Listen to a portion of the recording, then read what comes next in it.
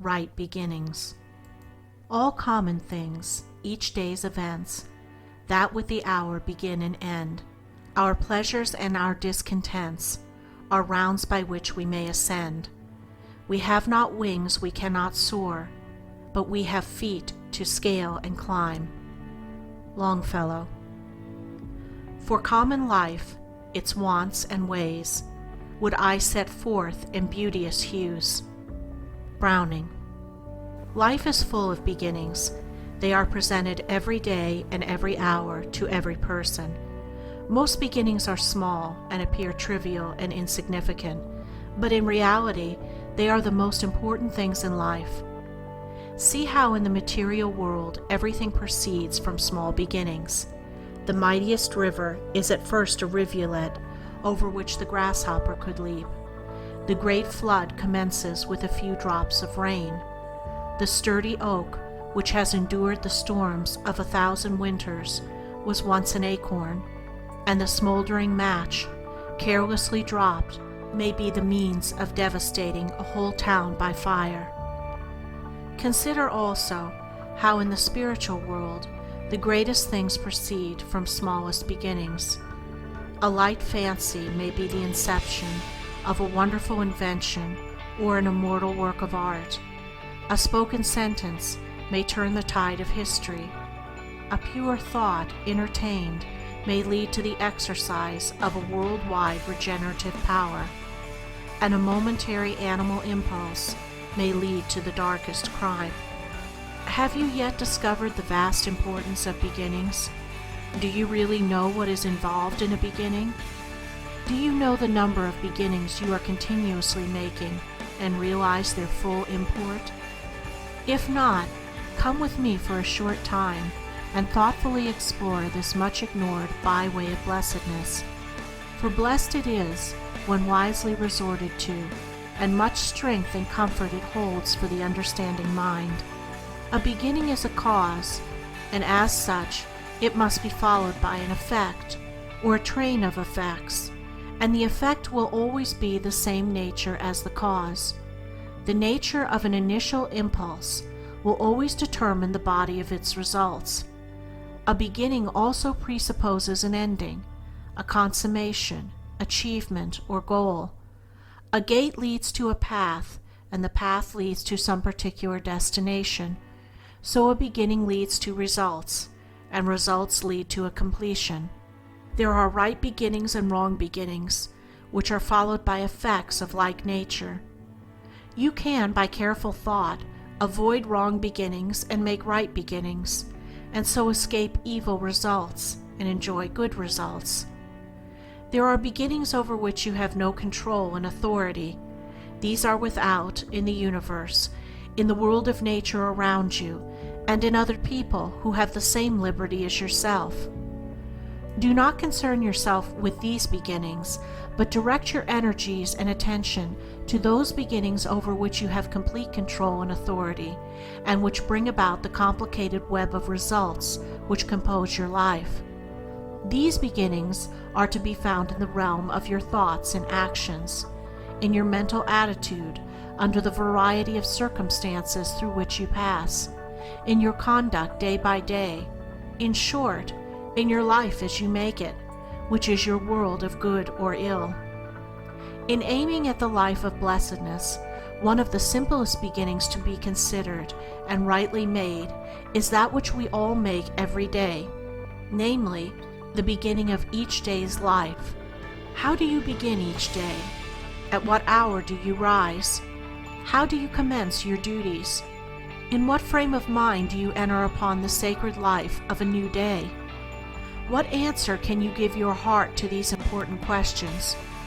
You will find that much happiness or unhappiness follows upon the right or wrong beginning of the day, and that, when every day is wisely begun, happy and harmonious sequences will mark its course, and life in its totality will not fall short of the ideal blessedness. It is a right and strong beginning to the day to rise at an early hour. Even if your worldly duty does not demand it, it is wise to make of it a duty, and begin the day strongly by shaking off indolence. How are you to develop strength of will and mind and body if you begin every day by yielding to weakness? Self-indulgence is always followed by unhappiness. People who lie abed till a late hour are never bright and cheerful and fresh, but are the prey of irritabilities, depressions, debilities, nervous disorders, abnormal fancies, and all unhappy moods. This is the heavy price which they pay for their daily indolence. Yet, so blinding is the pandering to self that the drunkard who takes his daily dram in the belief that it is bracing up the nerves, which it is all the time shattering, so the lie abed is convinced that long hours of ease are necessary for him as a possible remedy for those very moods and weaknesses and disorders of which his indolence is the cause. Men and women are totally unaware of the great losses which they entail by this common indolence: loss of strength of both mind and body, loss of prosperity, loss of knowledge, and loss of happiness. Begin the day then by rising early. If you have no object in doing so, never mind, get up and go out for a gentle walk among the beauties of nature, and you will experience a buoyancy, a freshness, and a delight, not to say a peace of mind, which will amply reward you for your effort. One good effort is followed by another, and when a man begins the day by rising early, even though with no other purpose in view, he will find that the silent early hour is conducive to clearness of mind and calmness of thought, and that his early morning walk is enabling him to become a consecutive thinker, and so to see life and its problems, as well as himself and his affairs, in a clearer light, and so in time he will rise early with the express purpose of preparing and harmonizing his mind to meet any and every difficulty with wisdom and calm strength. There is, indeed, a spiritual influence in the early morning hour, a divine silence and inexpressible repose, and he who, purposeful and strong, throws off the mantle of ease and climbs the hills to greet the morning sun, will thereby climb no inconsiderable distance up the hills of blessedness and truth. The right beginning of the day will be followed by cheerfulness at the morning meal, permeating the household with a sunny influence, and the tasks and duties of the day will be undertaken in a strong and confident spirit, and the whole day will be well lived. Then there is a sense in which every day must be regarded as the beginning of new life, in which one can think, act, and live newly and in a wiser and better spirit. Every day is a fresh beginning. Every morn is the world made new. You who are weary of sorrow and sinning, here is a beautiful hope for you, a hope for me and a hope for you. Do not dwell upon the sins and mistakes of yesterday so exclusively as to have no energy and mind left for living rightly today, and do not think that the sins of yesterday can prevent you from living purely today. Begin today aright, and aided by the accumulated experiences of all your past days, live it better than any of your previous days. But you cannot possibly live it better unless you begin it better. The character of the whole day depends upon the way it begins. Another beginning which is of great importance is the beginning of any particular and responsible undertaking. How does a man begin the building of a house? He first secures a plan of the proposed edifice, and then proceeds to build according to the plan, scrupulously following it in every detail, beginning with the foundation. Should he neglect the beginning, namely the obtaining of a mathematical plan, his labor would be wasted, and his building, should it reach completion without tumbling to pieces, would be insecure and worthless. The same law holds good in any important work. The right beginning and first essential is a definite mental plan on which to build. Nature will have no slipshod work, no slovenliness, and she annihilates confusion, or rather, confusion is in itself annihilation. Order, purpose eternally and universally prevail, and he who in his operations ignores these mathematical elements at once deprives himself of sustainability, completeness, and success. Life without a plan, as useless as the moment it began, serves merely as a soil for discontent, to thrive in, an encumbrance ere half spent. Let a man start in business without having in his mind a perfectly formed plan to systematically pursue, and he will be incoherent in his efforts and will fail in his business operations. The laws which must be observed in the building of a house also operate in the building up of a business. A definite plan is followed by coherent effort, and coherent effort is followed by well-knit and orderly results, to wit, completeness, perfection, success, happiness.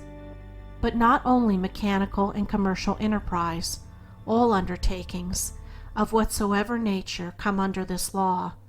The author's book, the artist's picture, the orator's speech, the reformer's work, the inventor's machine, the general's campaign, are all carefully planned in the mind before the attempt to actualize them is commenced, and in accordance with the unity, solidarity, and perfection of the original mental plan will be the actual and ultimate success of the undertaking.